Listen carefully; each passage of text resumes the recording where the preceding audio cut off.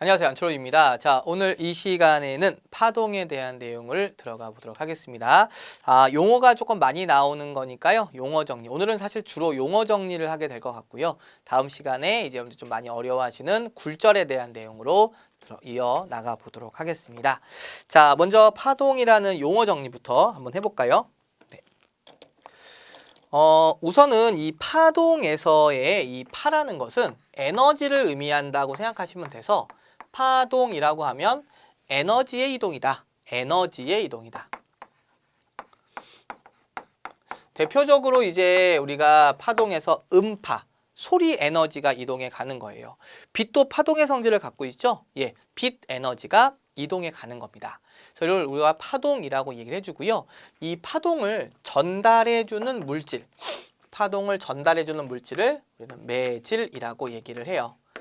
이 모든 파동이 매질이 필요한 건 아닙니다. 매질이 있어야 전달되는 파동을 우리가 보통 탄성파, 매질이 없어도 전달되는 파를 우리는 비탄성파, 이렇게 나타내 주게 됩니다. 그래서 여러분들 이제 밑에 보시면은 이제 216페이지 보시면은 파원과 매질이라고 나와 있고 거기에 이제 용어들이 정리가 나와 있죠.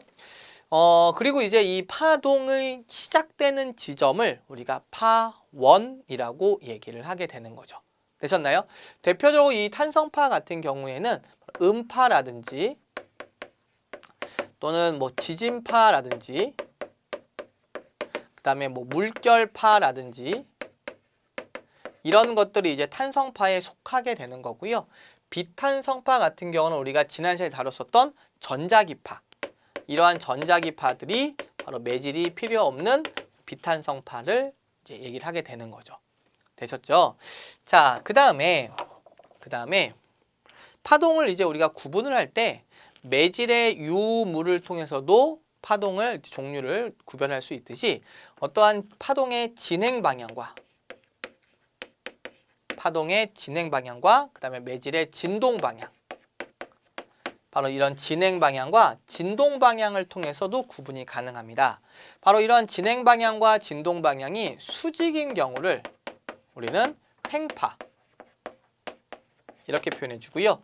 바로 나란한 경우, 평행인 경우를 우리는 종파, 이렇게 얘기를 해줍니다.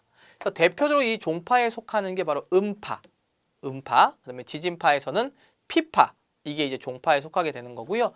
뭐 지난 시간에 언급하던 이 전자기파, 뭐 감마선, X선, 자외선 이러한 등등의 것들은 다 횡파에 속한다라고 얘기해 볼 수가 있겠습니다. 자, 그래서 이제 우리 216페이지 제일 위에 보시면은 파원과 매질에 대한 내용이 나와 있고 그 다음에 파동과 에너지라고 해서 파동 에너지가 진폭의 제곱, 그 다음에 진동수의 제곱에 비례한다는 것도 책에 나와 있죠. 근데 아직 우리가 진폭과 진동수에 대한 용어가 오른쪽에 나와 있기 때문에 아직 제가 언급을 해드리진 않은 거예요. 자, 그다음에 그 밑에 보시면은 이제 사인파, 펄스파라고 얘기를 했을 때 뭐 예를 들어서 우리가 사인파라고 얘기를 하면은 얘가 계속적으로 이제 예를 들어서 제가 막 줄을 흔들어요. 줄을 막 흔들게 되면은 이렇게 출렁출렁 거리는 형태로 파동의 모습을 볼 수가 있겠죠. 아니면 내가 얘를 한번 퉁 이렇게 흔들면은 퉁 이런 식으로 해가지고 파동이 진행을 하게 될 거 아닙니까?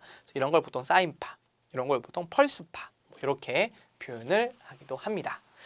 자, 이제 오른쪽에 보시면은 바로 횡파에 대한 모습이 나와 있으면서 각각의 용어들이 나와 있으니 자, 이번엔 그 부분들을 한번 정리해 보도록 하겠습니다. 자, 이렇게 해서 선을 조금 삐뚤게 그릴 수는 있는데요. 제가 잘 최대한 깔끔하게 한번 그려보려고 노력을 해보겠습니다.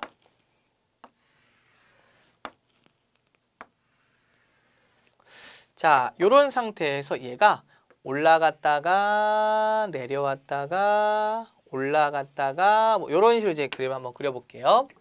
자, 우선 이제 우리가 제일 꼭대기를 뭐라고 부르죠? 예, 제일 꼭대기인 부분은 우리가 마루라고 하게 되고요. 제일 밑에 있는 부분들은 그쵸? 골이라고 얘기할 수가 있겠습니다. 그리고 파동이 이렇게 진동을 할 때 이 중심에서부터 수직한 부분, 요 부분 여기까지를 바로 우리는 진폭이라고 합니다. 마루에서부터 골까지가 아니고요. 마루하고 골에서의 딱 중간이라고 생각하시면 돼요. 이 절반을 우리가 진폭. 얘를 우리가 진폭이라고 표현을 하게 됩니다.